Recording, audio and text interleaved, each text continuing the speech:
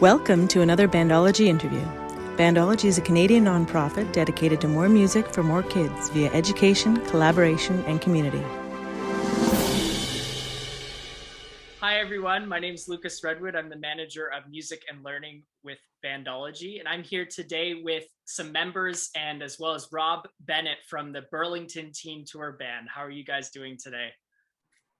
Doing great, thank you, Lucas. It's great to have you online today. It's great to be here, especially as things are starting to open up again. Absolutely.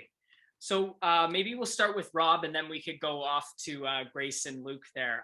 But Rob, why don't we start off? Can you tell us a bit about everyone of what BTTB is like and also just a bit of a history of the band? Yeah, I can do that. I'll ask Grace and Luke to cut me off if I go on for too long, because I've been a part of the organization since I was 11 years old. I actually started with music lessons at the City of Burlington long time ago. So the biggest thing, though, is that the Burlington Teen Tour Band is Canada's oldest and largest youth marching band.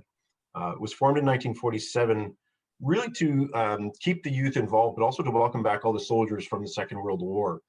And through that time, many communities had bands to welcome back the soldiers and for the youth to do something. Unfortunately, over time, many of the bands also are no longer with us. So there's very few marching bands in Canada. In Ontario itself, I could probably count on two hands how many bands are here. None to our size, unfortunately. A lot of drum lines are starting to form up, which is good to see. And the other part is Western Canada seems to have a little bit of a growth in bands in the Alberta area. But our organization is 13 to 21. What makes us unique is that you do not have to be the best player around to be in it. We have two criteria to belong to the band, and that's be between 13 and 21, as well as want to belong. And we don't really worry about your music level, because the more you play, the more you practice, the better you will become. And then for those that either do not wish to play an instrument or don't play an instrument, we also have our color guard, which is the flags, the batons. You'll see them in parades and field shows as well. So we are owned and operated by the City of Burlington's Parks and Recreation Department. And I have to update that because we are now called the Recreation, Arts and Culture Department just as of a month ago. So we are very unique that way. We are the only program of its kind that is operated by a municipality in Canada. So we're very proud of that fact as well. In a nutshell, we travel the world. We represent Burlington and Ontario and Canada. In 2019, just before all this fun stuff happened, we did represent the youth of Canada at the D-Day celebrations, the 75th anniversary of D-Day. And unfortunately, right before the first shutdown, so we had a tour planned for Myrtle Beach, and that got shut down pretty much the day before we were supposed to leave. So we've been on hold for a little bit. However, we can also let you know that we are looking to go to Dublin, Ireland next year for the St. Patrick's Day Parade. So we're on our way of working that. So we do travel the world. We do travel every year, and it depends on what year and what's going on and where we go. So in a nutshell, that's the Burlington Teen Tour Band. Wow, that's so incredible. Sounds like a lot of you guys have done so much as an organization, and very cool. I've been watching the memories too from all the D-Day celebrations of the band. So that's a great opportunity to keep your band members involved throughout this time. Mm-hmm. So how often, in terms of it for rehearsal, and if anyone is interested in terms of what rehearsals look like typically, and how often do you guys rehearse? I'm gonna let Luke try this one. Okay, so we typically practice twice a week, so Wednesdays and Sundays. Wednesdays from 7 p.m. to 9 p.m. and Sundays from 2 p.m. to 4 p.m. But if you're in the color guard section, so the ones at the front who hold the flags, or the drum line, they get an extra practice every week. So drumline has a practice on Mondays from 7 p.m. to 9 p.m. And then color guard has a practice on Tuesday from 7 p.m. to 9 p.m. as well. Awesome. Sounds like there's a lot of great time and chance for musicians to rehearse, which is always a great thing. And how about Rob sort of touched on this, but in terms of performances and all that, usually what might the schedule look like in a traditional year for different types of performances? This one, you, Grace. Yeah, so in a normal year, we definitely have different like seasons. So around Christmas time, we do lots of Santa Claus parades, which is super fun. So you can expect pretty much every weekend from the middle of November to the beginning of December to be doing Christmas parades. In the spring and summer, we're working on field show, which is like kind of like a dance routine on a football field. So that's super fun. It's also nice to change up the types of performances we do. So we also do concerts in the spring and summer. It really just depends. Wherever we are wanted, we try to go. And it's an amazing opportunity to see and perform all around Ontario and all around the world. Wow, that's awesome. I should say I was also a member of the band myself. I'm repping, as I was saying before this interview, I'm repping the East Coast Canada tour shirt right now. And that was one of my favorite tours. I have so many fond memories of being in the band, and I really recommend any youth that are interested in being a part of it. And I can remember you talking about Christmas parades there. That was definitely a fun season for sure. A lot of you know, intense preparation. You know, you go back to back some days. I think one day, if I remember, we had like 3 or even 4 parades in one day. That was crazy.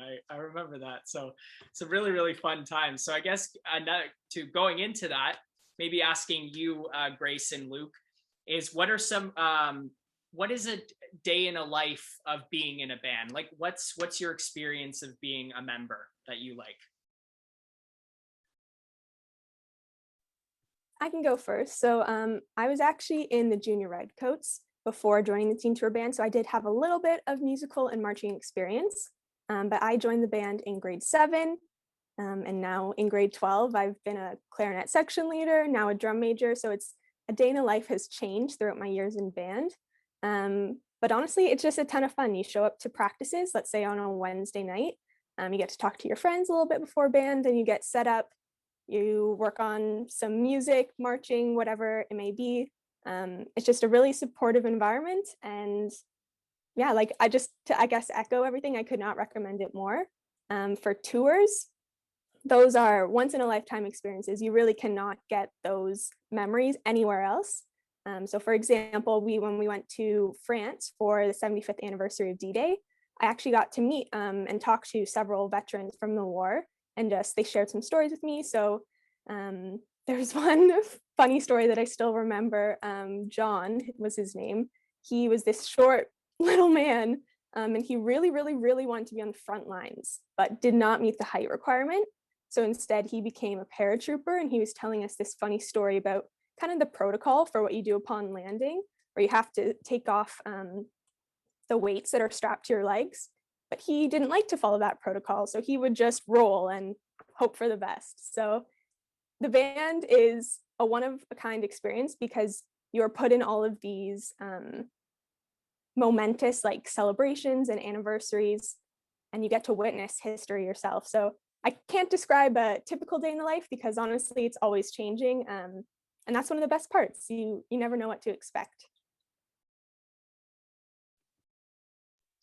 I guess for me going into it, I didn't really have any experience when it came to marching because like, I was never in the juniors or anything like that. I just played an instrument, and then I was in a split class when I was in grade 7. So one of my buddies was a year older, and he was in it.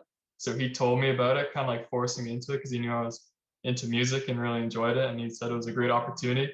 But I say for me, it was one of the craziest things is that like a lot of the people I met and like a lot of my really good friends through it never went to my school. So like I was able to meet different people from different schools, which is kind of weird because like I found like when you go to like one high school or something, that you're usually pretty like sheltered from other high schools. You're kind of just there. You don't really have mix and mingle with other high schools. But with Teen Tour, there was high schools, like people came from plenty of different high schools, not even just in Burlington, like also like Waterdown, Oakville, like from all around. So like I was able to like meet a lot of different people that like I never would have met in like normal life. So like it was definitely a great opportunity for that. And then being able to, hang out with them twice a week, we could like do the marching things and all that, which was great. And then it's also like I found it was really nice that like all of us had the same interest because like we all enjoyed music and we all joined the band. So like we were all there for the same purposes. So that was always awesome. And then going to performances or even on tour, like you're just spending the day with your friends. So like, I don't know, there's nothing against that. And then you get to, play music, do parades and all that. So it's just kind of like a bonus. So I found for sure that the typical thing for band was that I was able to meet so many different people from all over and then just enjoy great experiences with all your best friends the whole time. Wow, those are some really, really great memories. Thank you so much for sharing that, Luke and Grace. I would say the same. The band, there's so many great things that came out of the band. And for me too, one of the biggest ones for me was I also did junior redcoats and as well as teen tour. And I love just all of the opportunity to grow as I think it was the majority from more of an instrument perspective, like even just growing with my level and skill within you get to learn from so many and have so many opportunities to play, perform. And I've just developed so much as a drummer since my time being in band. And I'm really, really grateful for all that experience of being able to do that. So I can't, as we've said many times, it's just such a great opportunity, community opportunity to be out there and be involved. I wanted to also ask you guys, so I've been seeing on some stuff online. How have you guys, or what have you done for the band throughout this time? Has there been any creative, cool things that you guys have done specifically to keep your members involved? I'll start on this one, and I'll let Grace and Luke take over. I mean, it's been a really challenging time, I think, for all groups, not just music groups, but drama and even in sports teams. You sort of go to lockdown, and then you have to go to virtual, and then you're allowed to have small groups together, and then you go back to a lockdown. And this last year and a half has just been absolutely crazy with how we've had to bump things around. And what we sort of set out from the very beginning is to keep the band members involved and active from the very beginning. I know a couple bands, one out west, a couple in the US, that completely stopped doing anything. No virtual gatherings, no anything. And what you heard from those band members is they really missed the camaraderie. They're seeing their friends every week, all of that. So we made a conscious effort to go out, and when it became time to go virtual, we went virtual. When it was time that we could have 5 people together in a field, we had 5 people together in a field. We did everything we could. Band members responded really, really well. I mean, we did a virtual performance last year. It was called World in Union, and we put it out there to help raise money for Joseph Brant Hospital, and it raised $4,000 to $5,000 just from people watching it and donating. So that was really good. It kept the community involvement going. We did O Canada for Canada Day last year. We're doing one for this year. So we've tried to keep them busy as much as possible and connected as much as possible. But that's from the management side, right? So I'll let Grace, who's an active member, and Luke, who's one of our instructors, give their opinion on what it was like going through this year as a member and as an instructor. Yeah, and just cannot praise the staff enough for how much work they've put in to make band as enjoyable as possible during this time. I know personally with COVID, I don't really get out of the house except if it's for band. So it's a really, really nice excuse to see some friends, still following all the COVID rules and regulations, but it gives you a sense of purpose in a time where you can feel really directionless. So we've been, whatever challenge arises, staff learns how to adjust. And I think that speaks to why the band has lasted all these years, is because we're so resilient. So we started with just messaging, keeping in contact with members over the band app, which is the communication tool we use. Then we had virtual practices. Then when we were allowed, like Rob said, we were back in person doing like learning field show movements or doing marching basics. Whatever we're allowed to do, they're coming up with creative ways to keep us involved. And it's honestly been a lot of fun. It's the one reliable thing during this crazy time. Yeah, Luke, I don't know if you have anything else you want to add.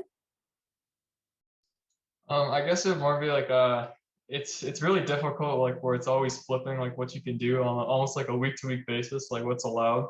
So I guess like having options and being able to do different things is really important. So like if we're not able to be together, being able to hop online is like just as almost as good as being like not as great as being in person, but at least it's something. So I guess it's having the options and being able to flip between different things and like making it work is really good, instead of having like these like 2-3 weeks or like even a month of just dead, like it's just silence. Like, so it's really good that we're able to keep flip-flopping between different things as different things are allowed and not allowed. Absolutely, yeah. And I'm interested to see, so when you say you do virtual practices, what does that look like? Because do you do it through Zoom and you kind of alternate between people? Because I know it's super hard. I've been trying to discover myself as a musician for being able to play with people online. I think I'll definitely ask Grace to answer that because she was part of it. I would come on to some of the virtual music practices while Francis was running them just to see how things were going. And you'd be surprised that more people turn their camera on than I thought they would. I thought everyone keep it sort of blank in that. But as you know, Lucas, you can't have everyone play at the same time and hear it all. So it's sort of a trust option that they are practicing while we're going along. And what Francis would do, he would even ask some of the members of, does someone want to play this for us? Basically in front of their section or that. And again, people would step up and say, yeah, I'll try it. Again, the technology is not great right now. It'll probably get better as time goes along. But it was nice to see them trying things. We even started teaching them how to do certain maneuvers for one song that we're doing on Zoom.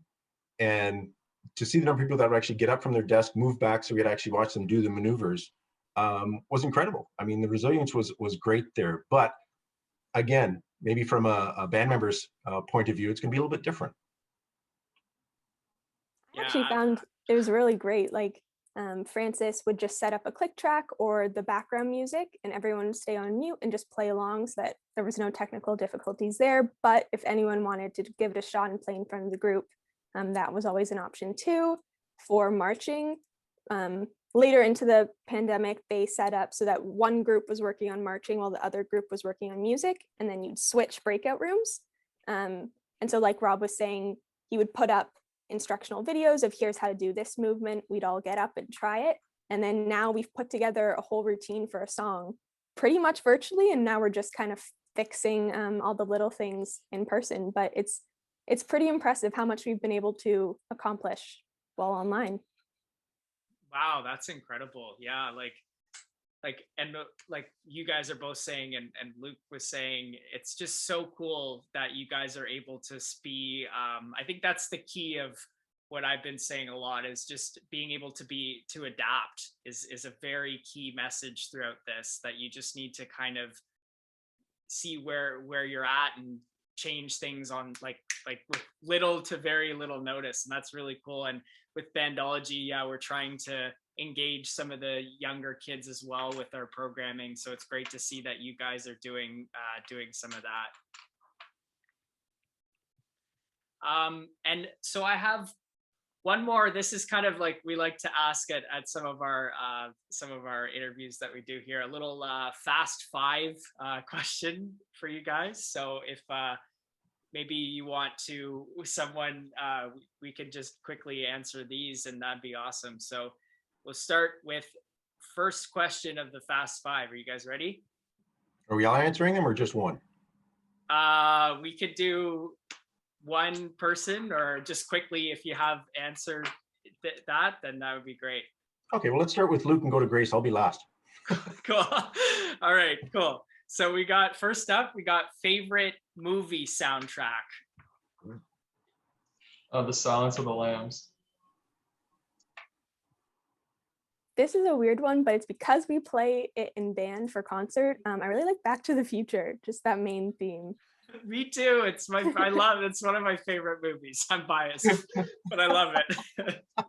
I remember we actually played that one, and I remember I was so pumped when we played that one and like when I was still in the band. That was a fun one. Anyways, off to you, Rob. I probably have a lot, but believe it or not, one of them is Moulin Rouge. I just like that. That's a good one. Yeah. Are you guys still playing Les Mis? About a year ago, we were.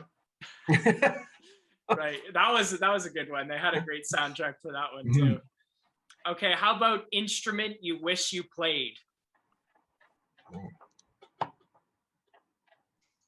I'd say probably trumpet.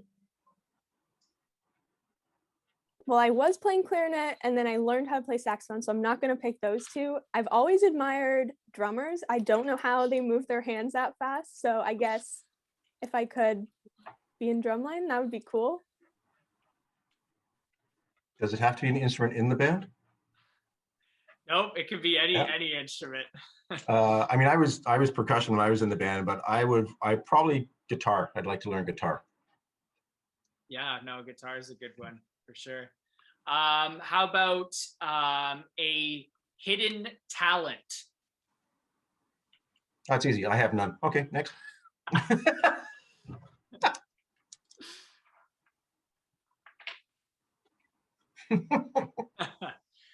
Honestly, I don't think I have one. I don't really know. Yeah, that's a hard one. Yeah, I'm trying to think, like, I know some people can wiggle their ears or like do funny things with their eyes, but I've got nothing. We're all just boring normal. And how about favorite dream vacation spot? Oh, see, that's not fair. I have a whole bunch. And it's actually because of the band that there are places I've wanted to go to. And I mean, Lucas, you were there with us in Hawaii. I love Hawaii. Oh, Hawaii was so great. Yeah. Yeah, I love the culture. I love all of it. I'd love to go back there. And the other one, which is like almost polar opposite, which we're going next year, is Ireland. I absolutely love Ireland. But talk about two different spectrums. But again, because I went there with the band, that's why I love them. I heard some when I just joined right out. I think the year after I joined in 2013. Yeah, I joined in 2013, and I think you guys went. Was it earlier that year? Like I joined in June of 20. I do you remember what year you guys went to Ireland in last? Was it 2012 or 13? I believe it was 13, but don't quote me on that. I seem to think it was 13 too, because I remember people telling me right when I joined of back in when they went to Ireland. So that would that's super exciting to hear that you guys might be going next year. That'd be awesome. And how about last one, similar to the travel there, if you could live anywhere in the world, where would you want to live? I'll let Grace and Luke do this one. I don't know about live, but I really want to go to Greece, just like live out my Mamma Mia dream. I want to live in Dubai. It seems like it's a fun time there. Oh yeah, and then Dubai. My buddy went there and he said it's great. Nice. Yeah, don't they have the tallest building in the world there or something, or one of them? It's pretty cool. Yeah, I think so. And they have like a 7-star hotel or something like that. It's like crazy things. Well, that's cool. What's a 7-star versus 5s? I didn't know those exist. Only in Dubai. Only in Dubai. Yeah, only in Dubai. That's about right. Yeah. All right. Thank you so much, guys. I really appreciate you taking the time and talking a bit about the band and a bit about your experiences in the band as well. Well, thanks very much for having us, Lucas. Thank you. And just to anyone considering joining, do it. Don't hesitate. You won't regret it. I would 100% agree with that statement. All right. Thanks, everybody. Take care. Thanks for joining us. If you like what you heard, you can learn more about our organization at bandology.ca, which features information about music education, advocacy and research, and our Play a Gig and Bandcamp programs. Follow us on social media for more videos, performance, and interviews on Facebook, Instagram, and YouTube.